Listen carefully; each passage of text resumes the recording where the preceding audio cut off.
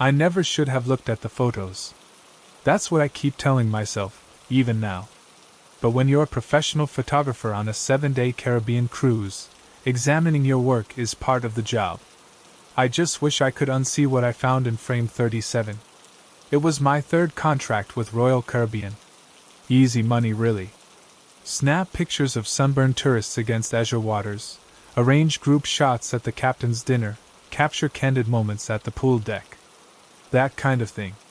By day 4, I had fallen into a comfortable routine, reviewing each day's shots in my cabin before uploading the approved ones to the cruise's digital gallery where passengers could purchase them.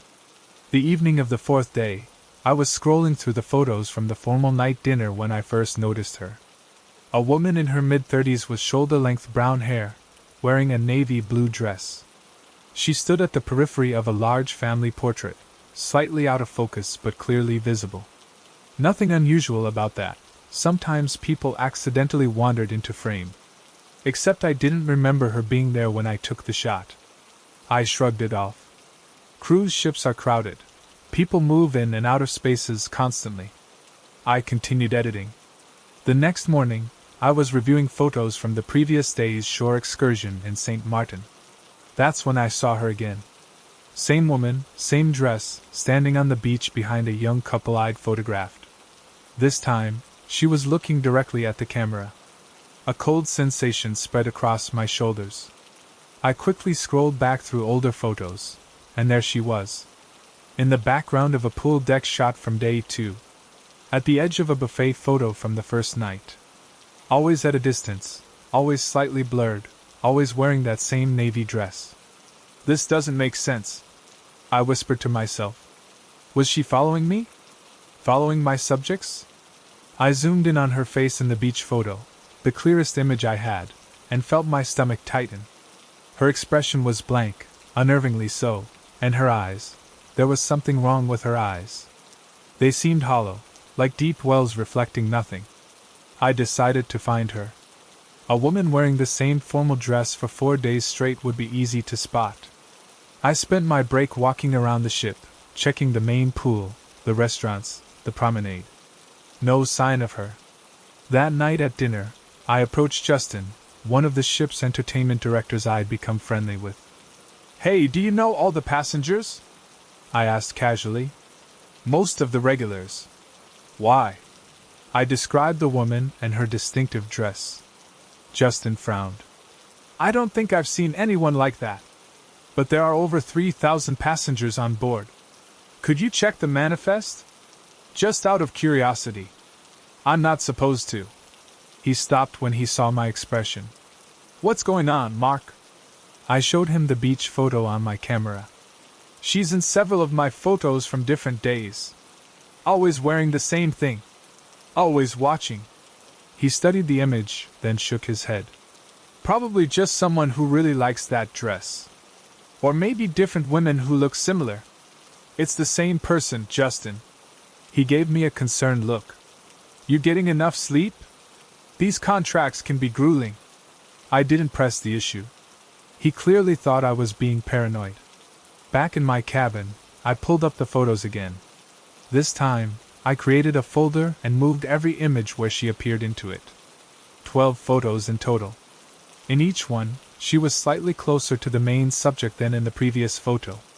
In the most recent one, from that very morning, she was standing just 3 feet behind a family posing on the deck, her blank stare now unmistakably fixed on the camera. On me. I couldn't sleep that night. I kept thinking about the woman's eyes, about the impossibility of her appearing in so many photos without my noticing her in person. Around 3 a.m., I gave up and decided to look through the images one more time, hoping to find some explanation I had overlooked. That's when I discovered frame 37. It was a photo I'd taken during the first night welcome party. A shot of the crowded dance floor from an elevated position. I hadn't included it in my earlier review because it was intended just to capture the atmosphere. But there she was, the woman in the navy dress, standing perfectly still amidst the dancing crowd. And she was looking up, directly at where I had been standing. I zoomed in, my hand trembling slightly. Her face was in perfect focus this time. The hollow eyes. the blank expression. But something else, too. Something I hadn't been able to see in the other, blurrier images. Her skin had a strange, translucent quality to it. And behind her, through her, I could see the pattern of the dance floor. As if she were partially transparent. I slammed my laptop shut and backed away from it. This wasn't possible. I was exhausted, seeing things that weren't there. I needed sleep.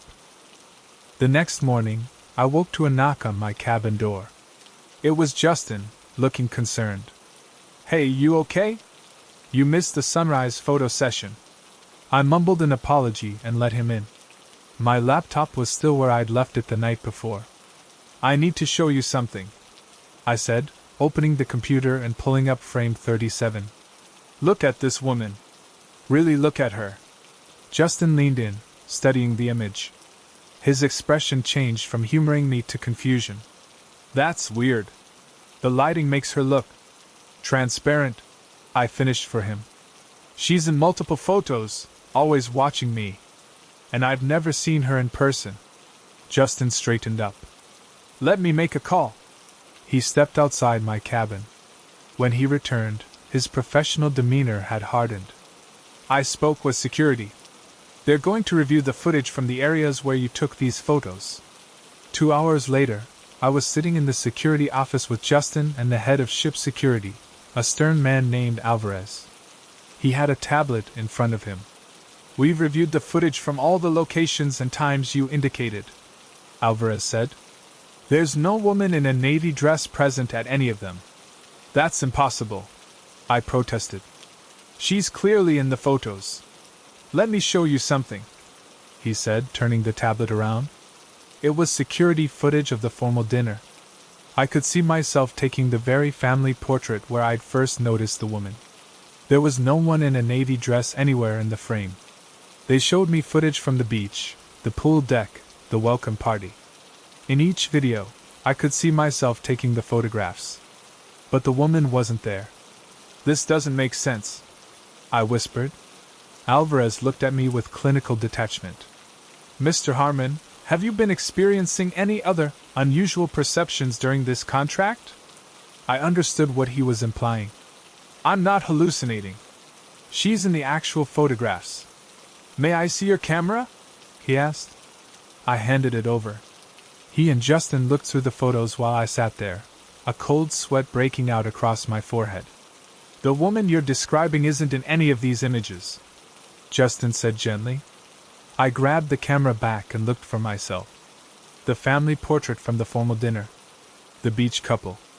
The pool deck shot. The woman was gone. As if she'd been erased. Or had never been there at all. I don't understand," I stammered. "She was there. I saw her." Alvarez and Justin exchanged a look. "Why don't you take the rest of the day off?" Justin suggested. "Get some rest." I nodded numbly and returned to my cabin, my mind racing. Had I imagined the whole thing? Was I having some kind of breakdown? I spent the next day in a daze, going through the motions of my job but constantly scanning crowds, jumping at glimpses of navy blue in my peripheral vision. I didn't see her. That night, I was reviewing the day's photos when my camera's battery died. I plugged it into my laptop to charge and continued working. As I scrolled through the images, a file name caught my eye. Frame_37_recovered.jpg. I didn't remember creating such a file. With a shaking hand, I clicked on it. It was frame 37 from the welcome party. The woman in the navy dress was there again, looking up at the camera. But this time, her transparent features were different. Her face was contorted in what looked like pain or fear, her mouth open in a silent scream. And now I could see what was behind her more clearly, not just the dance floor, but something else. Something dark and formless that seemed to be pulling at her, stretching her image thin like she was being dragged away. A message box suddenly popped up on my screen. Facial recognition match found. I hadn't run any facial recognition software. My finger hovered over the mouse, trembling. I clicked it. A news article appeared. Cruise passenger missing, presumed dead. Dated 3 years ago. The same ship. The photos showed a smiling woman with shoulder-length brown hair. Eleanor Webb, 34. Last seen wearing a navy blue dress at the welcome night party. The article explained that Webb had vanished without a trace on the fourth night of the cruise. No footage of her going overboard. No evidence of foul play. She'd simply disappeared. I felt sick as I read the final paragraph. Webb was traveling alone and wasn't reported missing until the ship docked, as no one had noticed her absence. No one had noticed her. No one had seen her. Just like no one could see her now. Except me. Through my camera. That night I couldn't sleep. I kept thinking about Eleanor Webb, about how she seemed to be getting closer in each photograph, about her transparent appearance, about that dark, formless thing that seemed to be pulling at her. Was she trying to tell me something? Warn me? Or was she trying to pull me into whatever darkness had claimed her? On the final night of the cruise, I stood on the deck, staring out at the black ocean. The same deck where Eleanor Webb had last been seen alive. I raised my camera and took a photo of the empty space before me, then looked at the preview screen. There she was. The woman in the navy dress. Eleanor Webb. Standing right in front of me, so close I could have reached out and touched her. Her hollow eyes stared directly into the camera. Behind her, that dark, formless presence seemed to have grown, encompassing most of the frame. And now I could see something else. Dozens of transparent figures caught in its mass, their faces contorted in silent screams. A notification appeared on my screen. Upload complete. I hadn't initiated any upload. With growing horror, I realized all my photos were automatically syncing to the cruise's digital gallery, including this one. I tried to delete it, but the screen froze. Then went black. When it came back on, all my photos were gone. Except for one new file. Passenger_manifest.jpg. I opened it with trembling fingers. It was a list of names.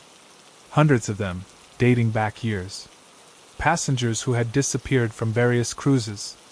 At the bottom was my own name, with tomorrow's date next to it. I looked up from my camera. Through the viewfinder, the deck had been empty except for Eleanor and the dark mass behind her. But now, standing before me in the real world, I saw a navy blue dress. Empty hollow eyes. A transparent hand reaching toward me. And behind her, darkness spreading across the deck like spilled ink. I dropped my camera and ran, but I already knew it was too late. I'd seen what no one was meant to see. I'd captured what wanted to remain hidden. The next morning, Justin would notice my absence from the disembarkation photography assignment. Security would check my cabin and find it empty, my belongings untouched. They would review the footage and see me standing alone on the deck, talking to no one, then suddenly running, panicked, toward the ship's edge, though no cameras would capture what happened next. They would find my camera, but all the photos would be corrupted, except for one. Frame 37 from the welcome party, showing nothing but a crowded dance floor. And 3 years from now, some other photographer on this ship might notice something strange in their photos. A man at the periphery, slightly transparent, watching through the lens with hollow eyes. If you're reading this, it means someone found the message I'm hiding tonight. Please, if you take a cruise, if you bring a camera, don't look too closely at your photos. Don't look for the passengers no one else can see. And if you ever notice someone in a navy blue dress at the edge of your pictures, delete them immediately. Some things aren't meant to be captured. Some things capture you instead. I've been home for 3 weeks. The cruise brochures still scatter our coffee table, smiling couples against pristine seas.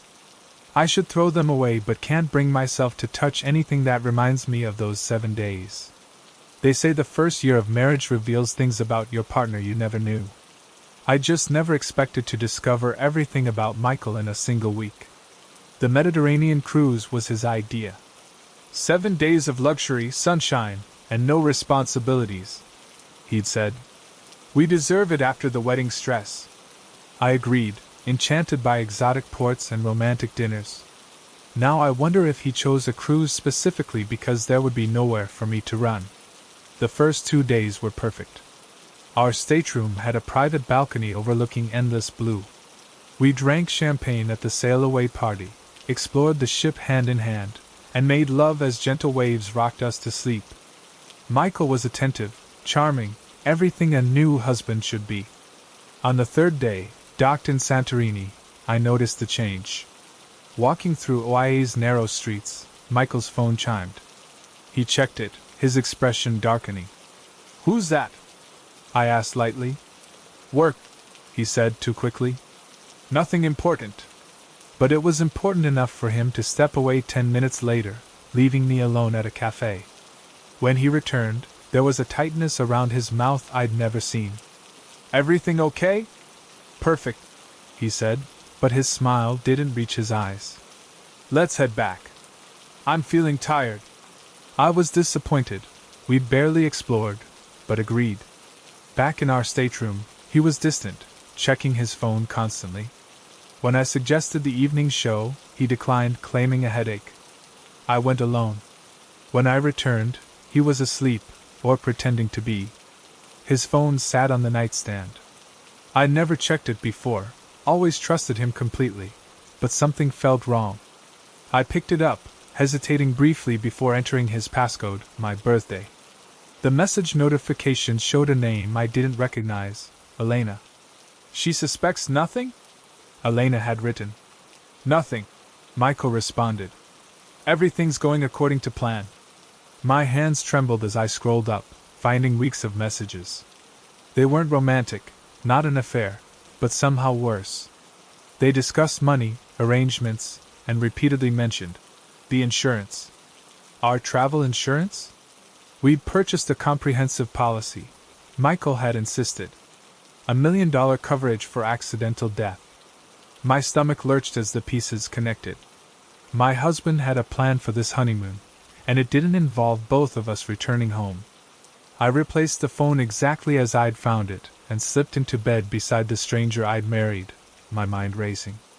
Was I overreacting? Misinterpreting? Part of me desperately wanted to believe that, but another part whispered that I needed to be careful.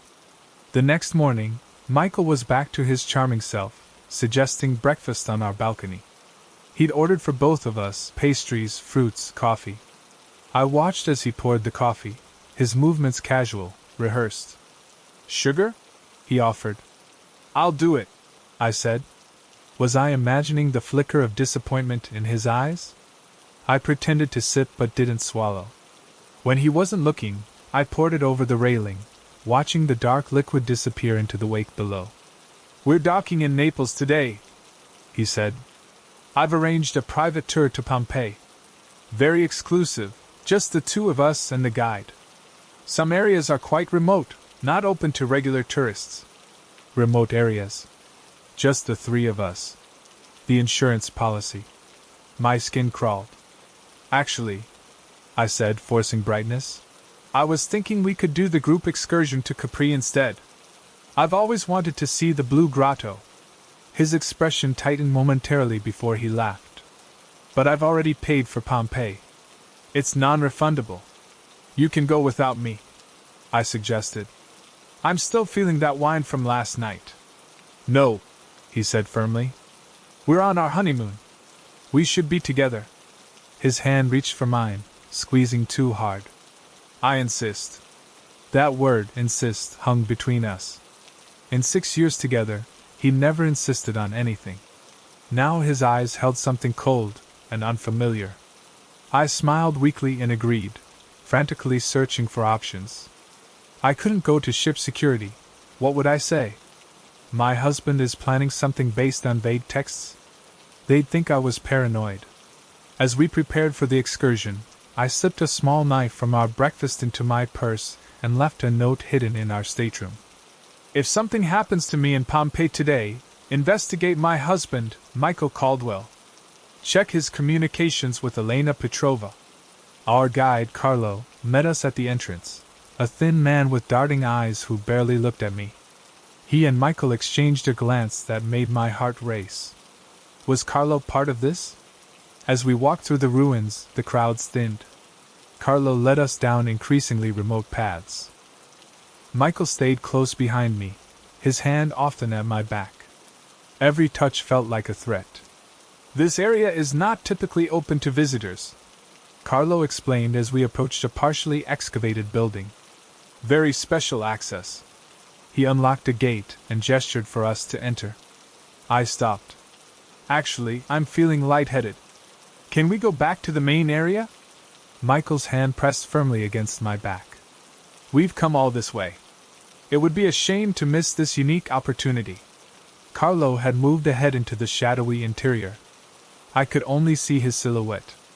"Come on, darling," Michael urged, voice low. "It's cooler inside." Panic rose in my chest. This was it. Whatever they planned would happen in that isolated space. No witnesses. An accident in the ruins, perhaps a tragic fall? Instead of stepping forward, I turned to face my husband. "I know, Michael." His expression barely changed, but something flickered in his eyes. "Know what?" "About Elena. About the insurance. About what you're planning." For a moment neither of us moved. Then his face transformed, the mask falling away completely. His features hardened, eyes turning to ice. "You don't know anything," he said quietly.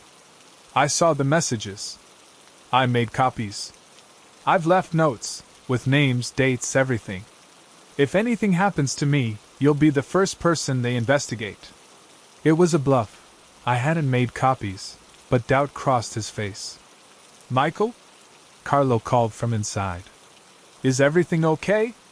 Just beyond us, a group of tourists rounded a corner, their voices carrying. "Everything's fine," Michael called back. "My wife isn't feeling well. We're returning to the main entrance." "That's a shame," Carlo said, appearing beside us. He exchanged a glance with Michael that confirmed everything. "Yes, it is," Michael agreed. "But there's always tomorrow." The walk back was excruciating. Michael held my hand tightly, as if afraid I'd run. At the entrance, he made a show of concern, buying me water, suggesting we return so I could rest. That night, I couldn't sleep. I lay beside him, wondering how I'd ended up here, trapped in the Mediterranean with a man who wanted me dead. 3 more days until Barcelona. 3 more days to survive. The next morning, my jewelry was missing, the valuable pieces Michael had insisted I bring. When I mentioned it, he suggested reporting the theft to ship security. The officer took notes, looking bored. "Happens more than you'd think. We were at dinner last night," Michael explained. "Anyone could have entered." "You didn't secure your valuables in the safe?" the officer asked. Before I could answer, Michael cut in.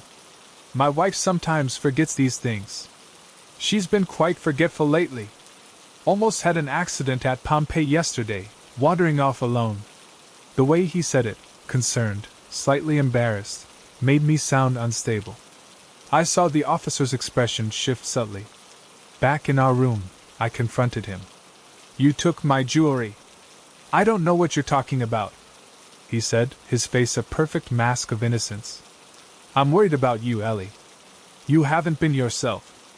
First Pompeii, now accusing me of stealing? Maybe we should visit the ship's doctor." "I'm not crazy," I said, voice shaking. "Of course not. But grief can do strange things. You never really processed your parents' accident properly." My parents had died in a car crash the year before. Michael had been my rock during that time. Now I wondered, had that been part of his plan all along? Waiting until I was vulnerable, alone, with an inheritance? That afternoon, while Michael was at the gym, I discovered a small bottle of pills hidden in his suitcase. The label was in a language I couldn't read. I took one and gave it to an elderly passenger with a note. "If anything happens to me, have this analyzed. My husband is trying to kill me." For the next 2 days, it became a deadly game. Michael watching me constantly, me pretending I suspected nothing. I avoided anything he prepared or ordered. I stayed in public areas, making acquaintances so I was never alone with him. The night before Barcelona, Michael suggested a final romantic dinner on our balcony. I agreed, knowing I had to play along. He ordered champagne, toasting to new beginnings. You know, he said conversationally, accidents on cruise ships are surprisingly common. People fall overboard all the time, especially at night, after drinking. My blood turned cold. So that was the plan now, simpler than whatever he'd arranged in Pompeii. A tragic accident at sea. My body would likely never be recovered. Is that why you married me? I asked. For the insurance? I thought I could love you, he said finally. You were perfect on paper. Beautiful, trusting, wealthy, alone in the world. But love? He shook his head. Elena and I have been together for years. This was business. And how many others have there been? He smiled thinly. The right dating app, the right target profile, a year or two of patience. The return on investment is quite impressive. And now? What happens when we dock tomorrow? That depends on you, he said. We could have an unfortunate accident tonight. Or we could renegotiate. Renegotiate? I keep most of your assets. You walk away with your life. A fair trade. And if I go to the police? He laughed softly. With what evidence? Some deleted texts? Your increasingly erratic behavior? Your history of emotional instability following your parents' death? No one would believe you. After dinner, he suggested a final nightcap on the balcony. I stood at the railing, feeling him move behind me. His hand settled on my shoulders. It could be so easy, he murmured. I turned to face him. I know, I said, reaching into my pocket. That's why I recorded this entire conversation. His eyes widened. I held up my backup phone, the one he didn't know existed. Including your confession about Elena, the insurance, and your other victims. I've been streaming it to cloud storage. And I've sent copies to my lawyer, with instructions to forward them to the police if I don't contact her tomorrow. His fingers dug into my shoulders. You're bluffing. Maybe. Are you willing to take that chance? For a long moment, we stood there, truth suspended between us. Then he released me. This isn't over, he said quietly. It is for me, I replied. In the morning, as we docked in Barcelona, Michael was gone. His luggage, passport, everything, vanished. I reported his disappearance, playing the concerned wife. Security footage showed he'd left during our brief stop in Marseille. I flew home alone, changed my locks, my phone, my email. I withdrew the police report I'd initially filed. Better to let him believe he'd escaped. But I know it's not over. Sometimes I see a figure watching my house. Sometimes I receive calls from unknown numbers where no one speaks. The cruise brochures still sit on my coffee table. A reminder of the honeymoon that revealed the monster beneath the mask. A reminder to never trust so completely again. I keep a knife under my pillow now. And I never, ever turn my back to the ocean. The sea was calm, a perfect mirror reflecting a cloudless sky. I stood alone at the railing of the oasis stream, watching the horizon blur while my wife slept off a migraine in our stateroom. I didn't notice him approach.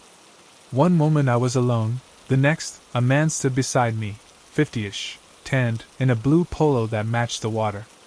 Beautiful day, he said. I nodded, offering the non-committal smile of a fellow traveler. I expected him to move on, but he stayed, his hands resting on the rail, a gold watch catching the sunlight. First cruise? He asked. Third, I replied. You? I've lost count. Somewhere past 30. My wife and I tried to do at least 2 a year. There was nothing unusual about this conversation, yet something in his tone felt rehearsed. I'm Daniel, he said, extending his hand. Paul, I replied. Traveling with family? Just my wife, Rachel. She's resting. Migraine. He nodded sympathetically. My Elaine gets those too. The spa on deck 12 has a pressure point massage that works wonders. Thanks, I'll let her know. Tell them Daniel Harmon sent you. A woman approached, slim, elegant in a flowing sundress. Elaine, this is Paul, Daniel said. His wife suffers from migraines too. You must bring her to dinner tonight. she said. We have a table for 6, but it's just us and another couple. We'd be delighted to have you join. I hesitated. Rachel and I had booked flexible dining to avoid being locked into meals with strangers. But before I could decline, Daniel pulled out his phone. What's your cabin number? I'll have the maitre d' update the reservation. 4217, I said. But I should check with Rachel first. Nonsense, Elaine said, waving dismissively. 8 o'clock. Atlantis dining room. When I returned to our cabin, Rachel was awake. I think I got us roped into dinner with strangers, I admitted. She groaned. We talked about this. They were just so insistent. At dinner, Daniel and Elaine introduced us to Mark and Jennifer. The conversation was pleasant until dessert, when Daniel leaned forward. Have you heard about the disappearances? Disappearances? Rachel echoed. 3 people, Daniel continued. On 3 different cruises. This cruise line. All gone without a trace. Mark and Jennifer exchanged a glance. We heard about that, Jennifer said quietly. A woman from Minnesota? Among others, Daniel confirmed. No evidence of going overboard. No witnesses. Just there one day, gone the next. I felt Rachel tense beside me. She'd always feared going overboard. I'm sure there's a reasonable explanation, I said. People get drunk, make poor decisions. That's what they want you to think, Daniel said, eyes gleaming. The last person to vanish was traveling alone. Henry Weathers, 42, from Seattle. 4 months ago. How do you know all this? Rachel asked. Daniel smiled, sliding a business card across the table. Because it's my job. The card identified him as a private investigator from Chicago. I specialize in missing persons, he explained. Particularly those who disappear in unusual circumstances. Like cruise ships, I said. Exactly. The perfect place to vanish someone. Middle of the ocean. Jurisdictional nightmares. Minimal security cameras. Daniel believes there's someone targeting specific passengers, Elaine said. Not just someone, Daniel corrected. A network. What's the motive? I asked. That's what I haven't figured out, he admitted. It's not robbery. Valuables are found in cabins. It's not sexual. Victims are varied in age and gender. Rachel's hand found mine under the table. I knew she wanted to leave. Well, on that cheerful note, I said, I think we should call it a night. Of course, Daniel said. But before you go, he pulled out a notebook. I'd like to ask a few more questions. Actually, we do mind, Rachel said, standing. I saw something flash in Daniel's eyes before his smile returned. Another time. We have 5 more days, after all. We resolved to avoid Daniel and Elaine, but that proved difficult. They seemed to be everywhere, at the pool, the buffet, the trivia contest. On the 4th day, we chose an excursion we hadn't discussed with anyone, a catamaran trip. As we pulled away, I glanced back and froze.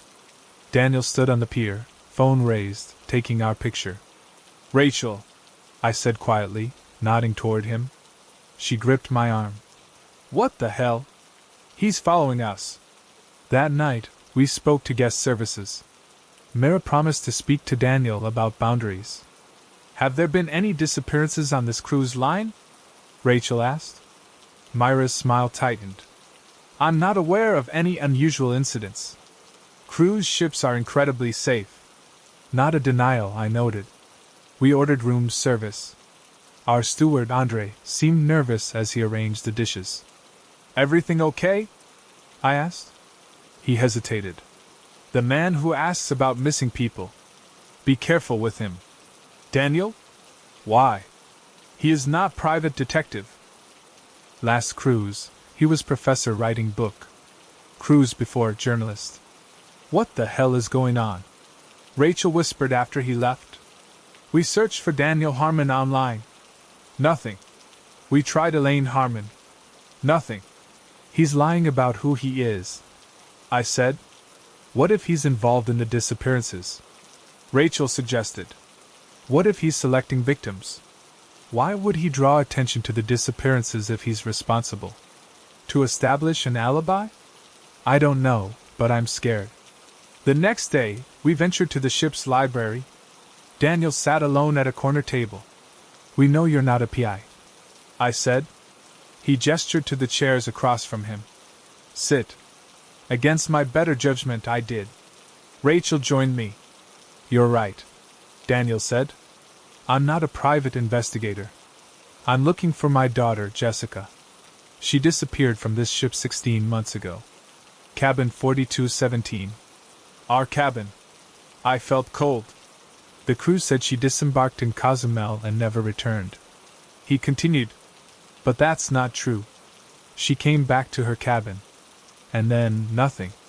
So you cruise back and forth hoping to solve the mystery? Rachel asked skeptically. I look for patterns. People who might have seen something. And I watch cabins. Especially 4217. Why pose as different professionals? Why is Elaine involved? Elaine works for the cruise line. Corporate office.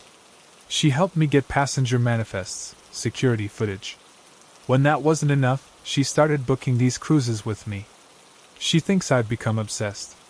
She's probably right. Why not go to the police? Rachel asked. I did. They found nothing. Jurisdiction issues. And Jessica was an adult. Adults can choose to disappear. But you don't believe she did, I said. Daniel shook his head.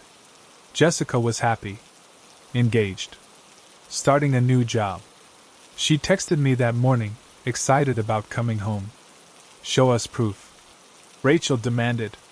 Daniel showed us photos on his phone, Jessica and Daniel at graduation, hiking, at Christmas. I'm sorry for your loss, I said. But following us won't bring her back. Something happened in that cabin. Daniel insisted. Something the crew covered up. Rachel stood. This is too much. Daniel's expression hardened. 3 people have vanished from this ship. All from different cabins, but all on this deck. All with the same cabin steward. Andre? I felt a chill. Daniel nodded. Ask him about Jessica Harmon. That night, a newspaper clipping slipped under our door about a missing passenger named Jessica Harmon. At the bottom, handwritten. Andre worked a different deck then. He requested a transfer to Deck 4 after Jessica disappeared. Ask yourself why. We demanded a new room, citing plumbing issues. As we left, I saw Andre watching us with an unreadable expression. On the final night, we heard a knock. Mr. Paul, came Andre's voice. I have information about the man asking questions. How had he found our new cabin? He is a dangerous man. Andre persisted. Please. I must warn you. We'll talk to security if needed. I replied firmly. In the disembarkation lounge, I spotted Daniel. He held my gaze, then shook his head slightly, as if disappointed. 3 weeks later, the news broke. A passenger had disappeared from the Oasis Dream. A middle-aged man, last seen entering his cabin on Deck 4. 2 days after that, an email arrived. No subject. No message. Just a photo taken in St. Martin, showing Rachel and me on the catamaran. And in the background, Andre, watching us. I never told Rachel about the email, or the news article. She'd finally stopped having nightmares. But sometimes, I check our locks obsessively. I wonder about Daniel, if he's still cruising, watching cabin 4217. And I wonder about Andre, still working on Deck 4, still entering cabins with his master key. Still selecting. Still disappearing. And I wonder if one day I'll open my door to find him standing there, his dark eyes holding mine as he says, I tried to warn you, Mr. Paul. I really did. That night, a note slipped under our door. A newspaper clipping about a missing passenger named Jessica Harmon, last seen on the Oasis Dream. The article was dated 16 months ago, just as Daniel had claimed. At the bottom, handwritten. Andre worked a different deck then. He requested a transfer to Deck 4 after Jessica disappeared. Ask yourself why. I showed it to Rachel, whose face had gone ashen. We need to change cabins, she insisted. Now. We packed quickly, then headed to guest services, where we demanded a new room, citing plumbing issues rather than our real concerns. Mara seemed skeptical but eventually assigned us to a cabin on deck 9. As we dragged our luggage toward the elevator, I saw Andre in the hallway, watching us with an unreadable expression. I nodded tersely as we passed, and he returned the gesture, his dark eyes following us until the elevator doors closed. In our new cabin, smaller but mercifully Andre-free, we finally relaxed enough to sleep. The next 2 days passed without incident. We saw Daniel once, from a distance, standing at the same railing where we'd first met. He didn't approach us, just raised his hand in a solemn wave. On the final night, as passengers left their luggage outside their doors for collection, we opted to keep ours inside, unwilling to open our door until morning. Around midnight we heard a soft knock. Thinking it was turn-down service, I called through the door that we didn't need anything. "Mr. Paul," came Andre's voice. "I have information." About the man asking questions. Rachel and I exchanged alarmed glances. How had he found our new cabin? "We're fine, thank you," I replied, my voice steadier than I felt. "He is dangerous, man," Andre persisted. "Please, I must warn you. We'll talk to security if we have concerns," I said firmly. "Good night." Silence followed, then the soft sound of retreating footsteps. We barely slept that night, taking turns dozing while the other kept watch. At dawn, we were the first passengers ready to disembark, standing by the gangway before it had even been secured to the port. As we waited in the crowded disembarkation lounge, I spotted Daniel across the room, Elaine at his side. He saw me too, held my gaze for a long moment, then shook his head slightly, as if disappointed. I looked away, focusing on Rachel's hand in mine, on the fact that in minutes, we'd be off this ship, away from Daniel's obsession and Andre's unsettling presence. 3 weeks later, the news broke. A passenger had disappeared from the Oasis stream. A middle-aged man traveling alone. Last seen entering his cabin on deck 4. The article didn't mention the cabin number. It didn't have to. I already knew. 2 days after that, an email arrived from an address I didn't recognize. No subject line. No message. Just an attachment, a photograph taken from the ship's pier in St. Martin, showing Rachel and me on the catamaran, smiling, unaware. And in the background, barely visible near the boarding ramp, Andre, watching us go.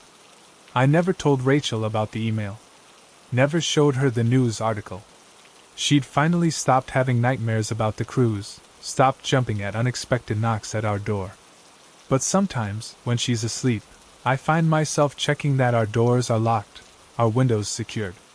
And I wonder about Daniel, if he's still out there, cruising back and forth across the Caribbean, watching cabin 4217, searching for answers that may never come.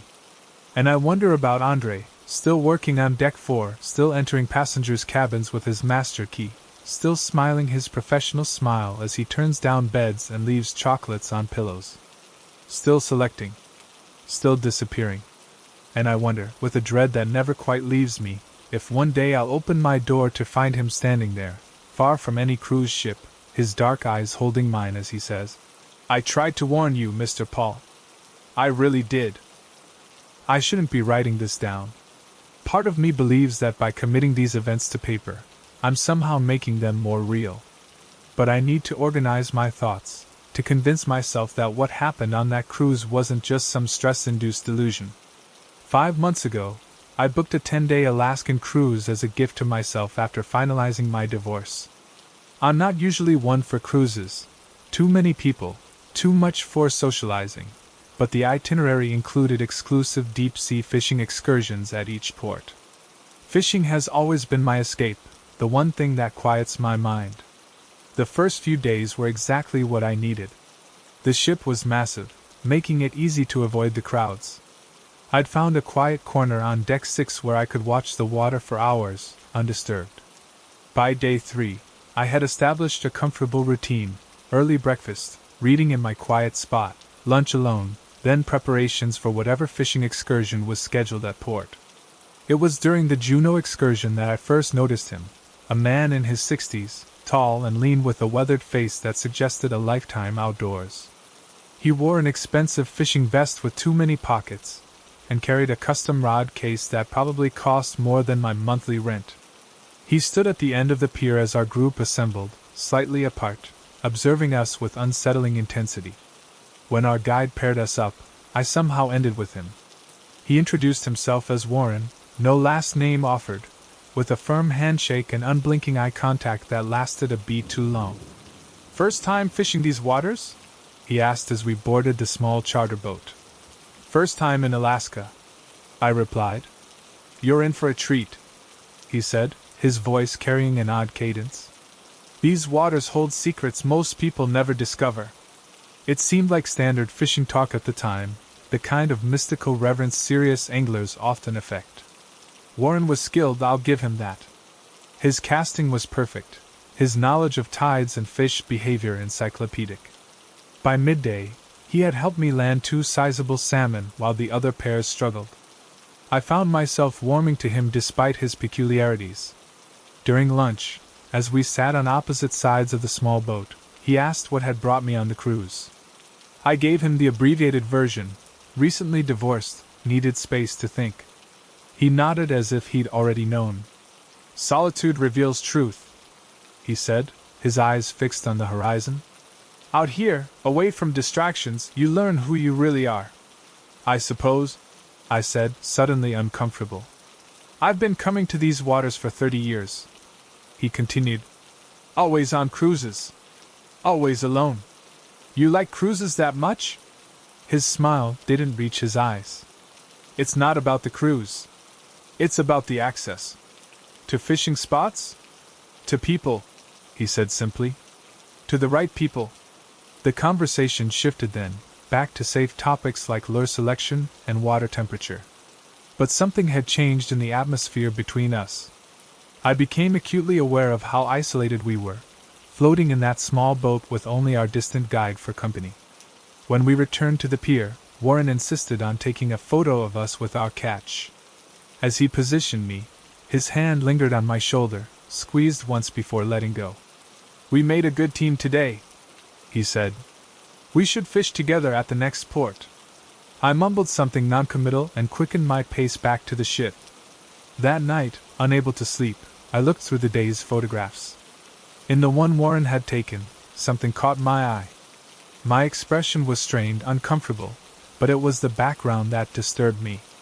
Warren's reflection was visible in a window behind me, and he wasn't looking at the camera as he should have been. He was looking directly at me, with an expression I can only describe as hungry. I deleted the photo. The next day, I deliberately altered my routine, taking breakfast later and finding a new quiet spot on deck 8. I even changed my dinner seating. I told myself I was being ridiculous, avoiding an old man who was probably just socially awkward, but something primitive in my brain had been triggered. A warning signal. It worked for a day. But as I prepared for the Skagway excursion the following morning, Warren appeared beside me at the railing, as if he'd been there all along. "I miss you yesterday," he said, no preamble, no uncertainty about who I was among hundreds of passengers. "I thought we had connected. I needed some alone time," I said, trying to keep my voice neutral. "Of course," he nodded. "That's why we're both here, isn't it? To be alone. But sometimes, 2 solitary people can share something meaningful." Before I could respond, he pulled out his phone and showed me a photo, a massive halibut, easily 150 pounds. "Caught this beauty last season. The outfitter we're using today knows exactly where to find them. You shouldn't miss it." I felt trapped in the conversation, in the expectation. Against my better judgment, I found myself boarding the fishing boat with Warren again.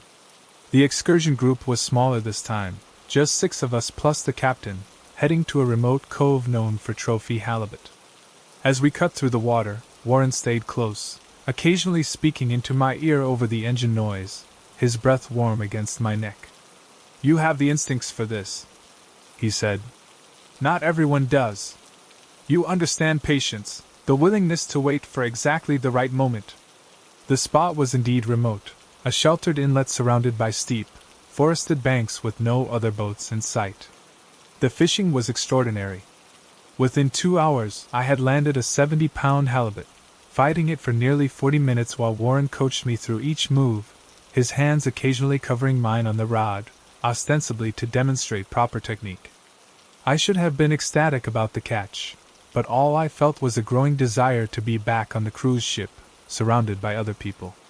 As the others fished on, Warren suggested we take a break, moving to the boat's small covered cabin area where the captain had laid out a simple lunch.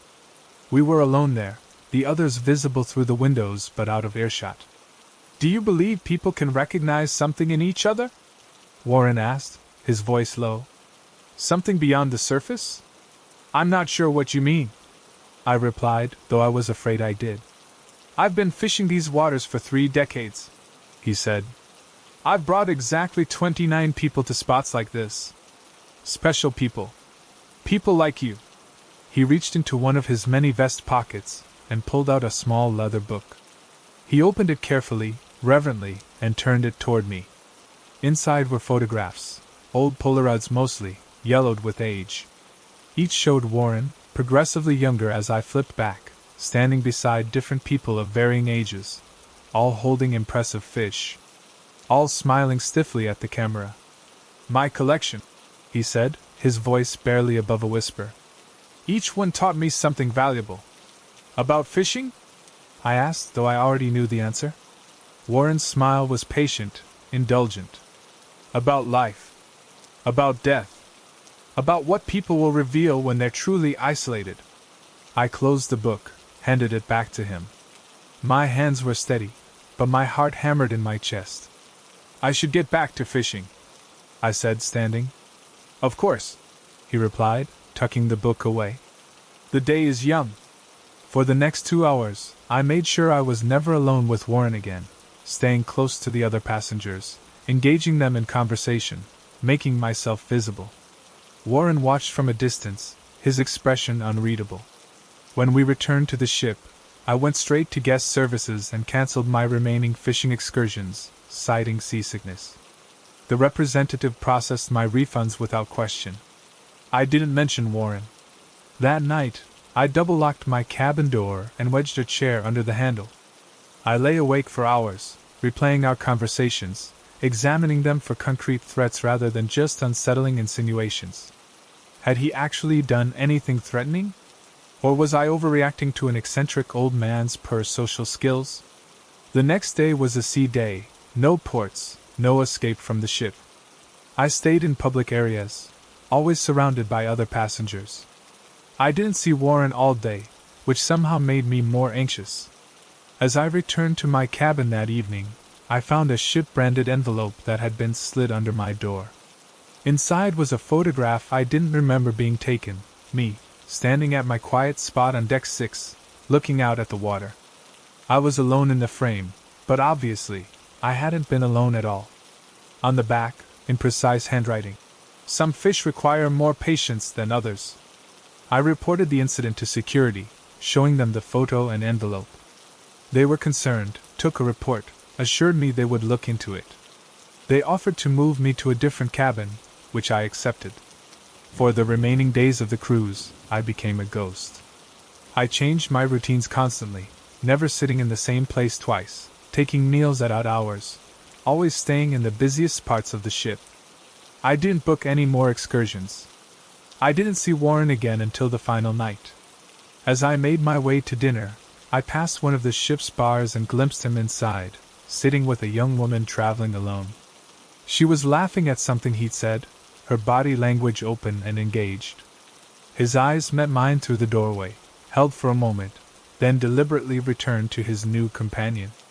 I hesitated, torn between walking away and intervening. What would I even say? Be careful of this man because he gave me creepy vibes? I had no proof of anything except my own discomfort. In the end, I compromised. I entered the bar, took a seat where I could watch them, and stayed until they left, together, him guiding her with a light touch on her lower back. She seemed completely at ease. I followed at a distance, telling myself I just needed to see where they went. They stopped at her cabin door. They talked for a few minutes, then Warren left alone. She went inside, safe. As Warren walked back down the corridor, he suddenly stopped and turned, looking directly at me where I thought I was hidden around a corner. He smiled, raised his hand in a small wave, and continued on his way. I didn't sleep that night. Disembarkation the next morning was a blur of relief. As I waited for my rideshare outside the terminal, a port authority officer approached, asking if I was on the Alaskan Princess cruise. When I confirmed, she asked if I could answer a few questions about a missing passenger. The young woman from the bar had not disembarked. Her luggage was in her cabin, but she was nowhere on the ship. The last person seen with her was an older man whom no one could identify. He wasn't on the passenger manifest under the name he'd given her friends. I told them everything, describing Warren in detail, showing them the photograph he'd left me. They took my contact information and asked me to remain available for further questions. That was 4 months ago. I've heard nothing since, despite my follow-up calls. I've searched news sites for any mention of a missing cruise passenger, found nothing. It's as if she never existed. As if Warren never existed. Sometimes I wonder if I imagined the whole thing, if the stress of my divorce pushed me into some kind of paranoid episode. But then I remember the leather book, the progression of faces over 30 years, and I know that somewhere, Warren is still fishing. Still patiently waiting for exactly the right moment. Still collecting. And I know that whatever happened to that young woman, whatever would have happened to me, remains hidden in those cold, deep Alaskan waters. Waters that hold secrets most people never discover. Thanks so much for watching. I can't express enough how much your support means. The likes, the comments, it all really helps the channel grow. If you enjoyed the video, make sure to hit that like button and share your thoughts in the comments below. I always take the time to read them. And don't forget to subscribe so you never miss out on any new videos. See you next time.